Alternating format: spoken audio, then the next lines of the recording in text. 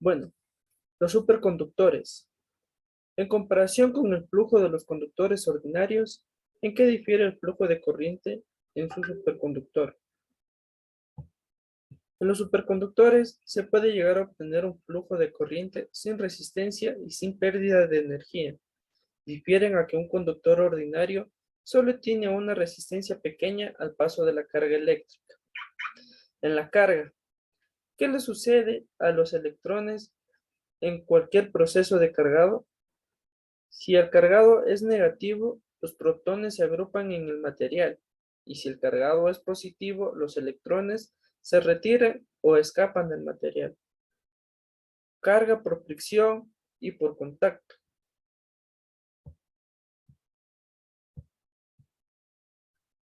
Polarización de carga. ¿En qué difiere un objeto electrónicamente polarizado de un objeto eléctricamente cargado? Un objeto polarizado tiene igual número de electrones y protones, por esta, pero están orientados a un objeto eléctricamente cargado, que es el que tiene un exceso de protones o electrones. ¿Qué es un dipolo eléctrico? Es un conjunto de dos cargas eléctricas puntuales, pero signos contrarios. Está formado por dos cargas, una positivo Q y negativo Q. En el campo eléctrico, ¿cómo se define la dirección de un campo eléctrico? La dirección de un campo eléctrico es la fuerza eléctrica por unidad de carga. La dirección del campo eléctrico es aquella que se ejerce sobre una carga positiva de prueba. Blindaje eléctrico. ¿Por qué no hay un campo eléctrico en el centro de un conductor esférico cargado? El campo eléctrico o intensidad de campo eléctrico es la fuerza por la cual dos cargas se atraen entre sí, dividida por una carga puntual, donde F es la fuerza ejercida y Q la carga de la partícula. Se puede calcular en una esfera como en el caso de este.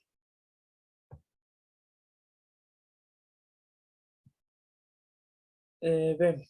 Existe un campo eléctrico dentro de un conductor esférico cargado en otros puntos que no sean su centro. En este caso, sí existe.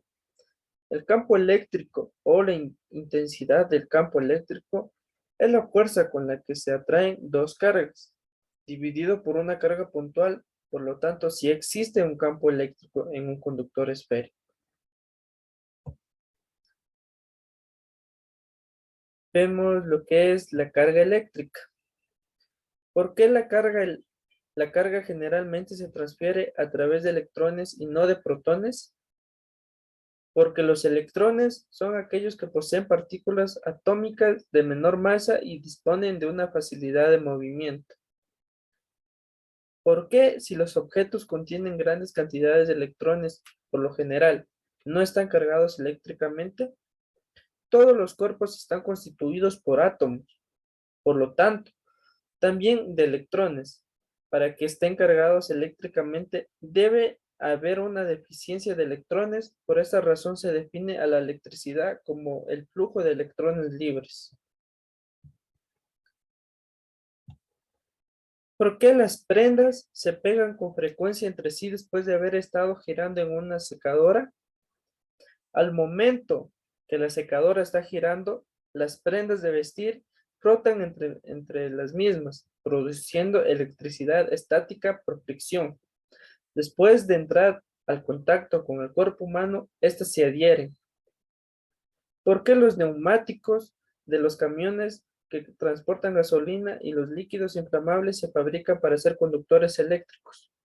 Los camiones que transportan productos químicos circulan por autovías y autopistas y una alta velocidad, lo que hace que el rozamiento del aire se cargue electrostáticamente.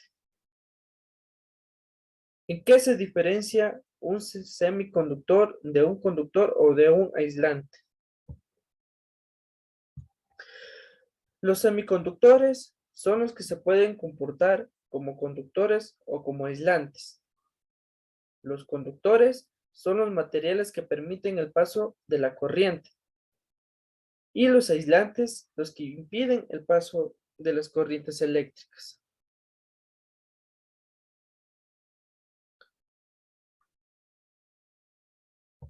¿Por qué los pararrayos normalmente son más altos que los edificios a los que protegen? Es una estructura hecha por los posibles impactos directos de los rayos. Son colocados en las partes más altas de las estructuras de los edificios, que esto nos sirve para proteger, captar y analizar de forma segura la descarga de los rayos. Si se aplica un campo eléctrico suficientemente grande, hasta un aislante conduciría la corriente eléctrica. Prueba de ello son las descargas de relámpagos en el aire. Explica cómo sucede eso, teniendo en cuenta las cargas opuestas en un átomo y la forma en que sucede la ionización.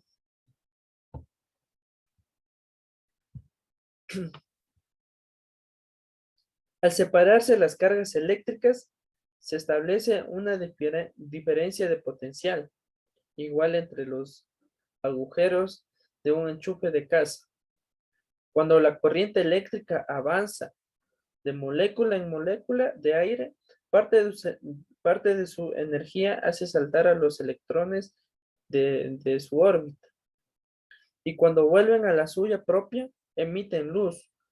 Vemos el camino del pequeño rayo que creemos dentro de la esfera.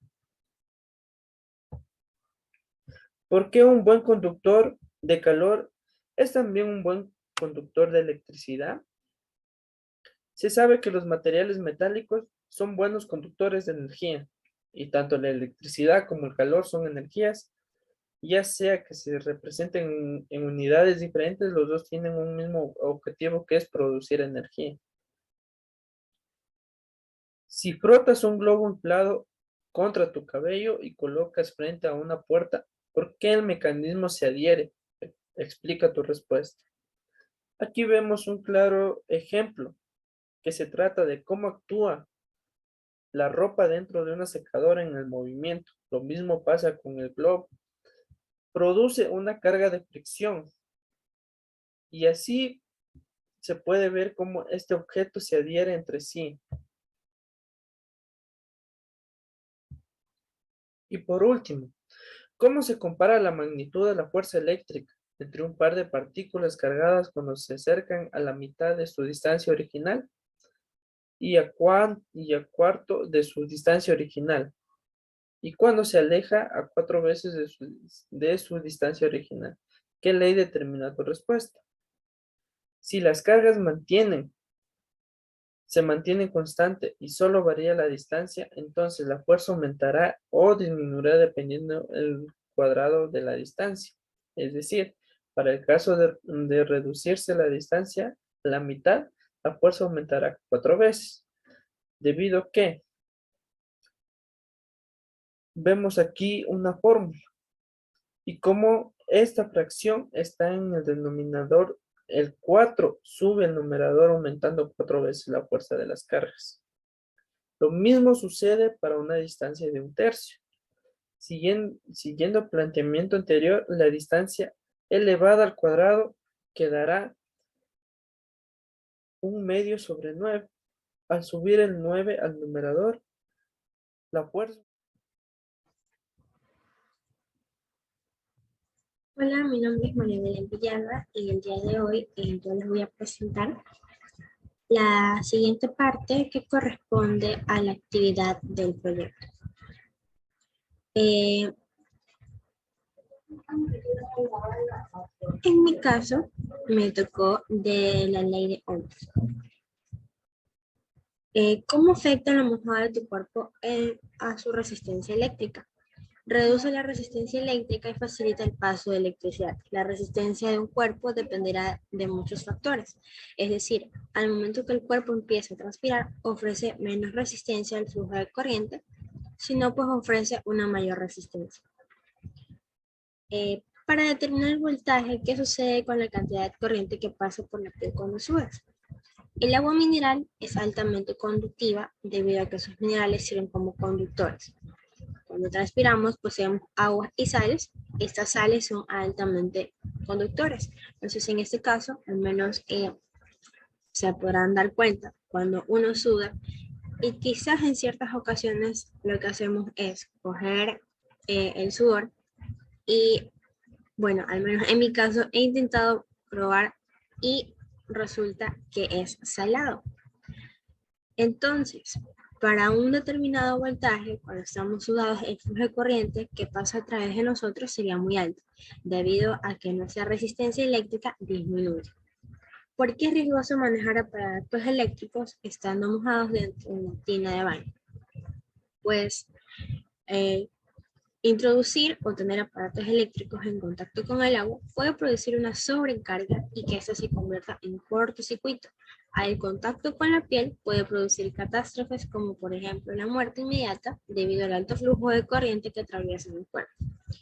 Por esa razón a veces incluso nuestros padres indican, por favor, no te metas a la refrigeradora cuando tienes el cuerpo recién mojado, o al menos cuando tenemos las manos mojadas y queremos tocar algo eléctrico, tenemos que darnos cuenta que una mínima gota de agua va a producir ese cortocircuito y esa sobrecarga va a ir directa a nuestro cuerpo. Como nuestro cuerpo está al ambiente, está a una temperatura neutral, no vamos a saber o no vamos a tener en cuenta qué tipo de reacción va a tener dentro del cuerpo.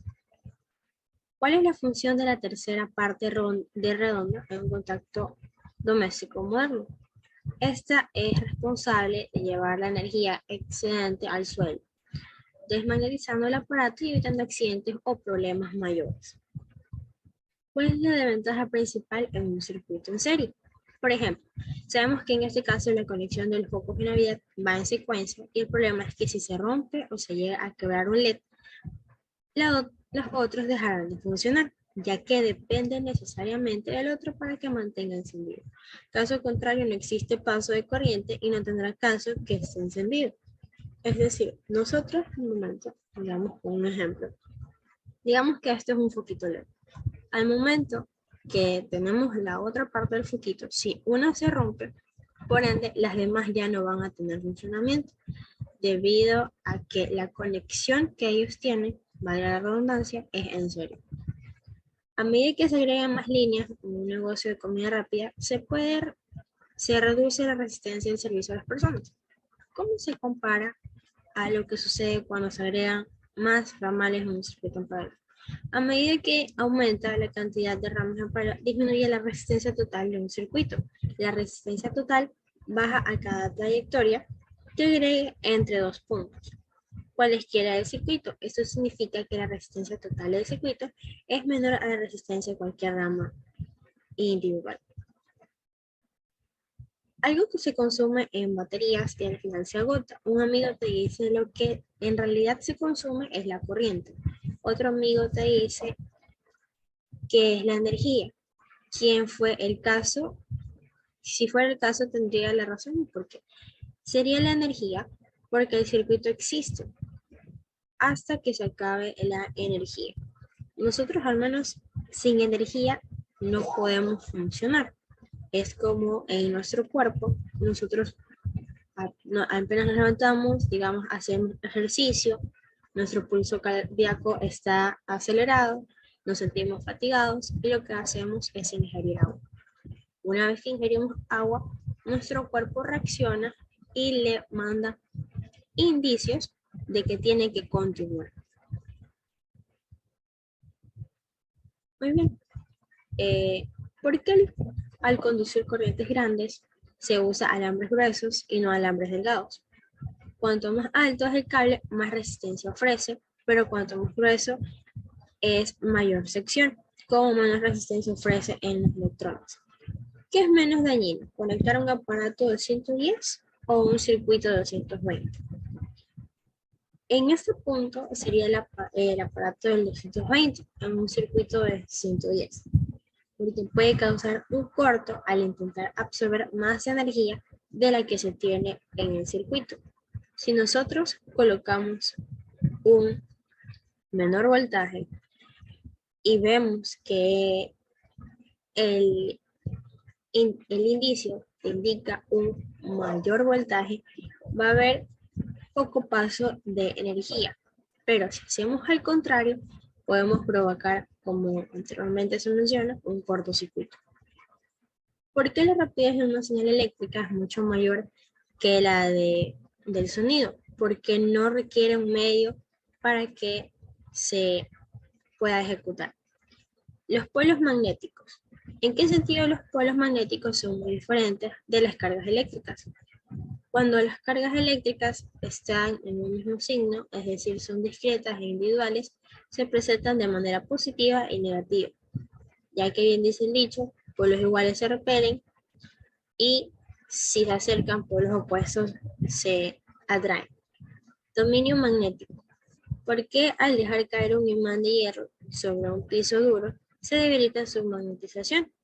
Cuando el imán llega al suelo, recibe una energía que hace que los dominios se desalineen. ¿Por qué un trozo de hierro dentro de una espira que conduce corriente aumenta la intensidad del campo magnético? Los dominios magnéticos en el hierro son inducidos al alinearse y aumentar el campo. Rayos cósmicos. ¿Cuál es la causa de la aurora boreal? Esta se produce cuando las partículas cargadas por el Sol topan con la atmósfera y nuestro cuerpo magnético la dirige hacia los polos. Ahí en este caso, cuando podemos indicar que parte de la energía positiva y negativa, o los polos positivos y negativos, inducen con esta aurora boreal. Menciona 6 seres vivos de los que sepan que albergan imanes diminutos en nuestro organismo. En este caso, las bacterias, aves, en este caso las palomas, los insectos como las abejas, mamíferos, tortugas marinas, y dentro de la parte se puede decir insectos voladores, la mariposa monarca, y mamíferos acuáticos, los peces. Un ciclotrón es un dispositivo que acelera partículas cargadas a grandes rapideces mientras describe una trayectoria espiral hacia afuera. Las partículas cargadas están sometidas tanto a un campo electrónico como a un campo magnético. Uno de esos campos aumenta la rapidez cargadas y el otro hace que describa una trayectoria curva. ¿Qué campo efectúa y cuál es la función? En esta parte, quien acelera las partículas cargadas es el campo eléctrico, quien realiza una fuerza en la dirección de una línea imaginaria que une la carga que produce el campo eléctrico, con la carga que se instale en esto, bien sea la fuerza de repulsión o atracción. En este caso es repulsión, porque necesita acelerar la carga en dirección lejos de ella, mientras que en el campo magnético ejerce una fuerza perpendicular que no acelera, sino que ésta la desvía. En esta obliga a que la trayectoria sea curva. Cuando se prepara para someter el escáner de imágenes de resonancia magnética, ¿por qué a los pacientes se les pide que les quiten los anteojos, relojes, joyería y objetos metálicos? Ya que al momento, cuando se someten a un escáner, puede generar perturbaciones dentro del campo generado, por lo cual la lectura sería errada y un objeto metálico indica más bien como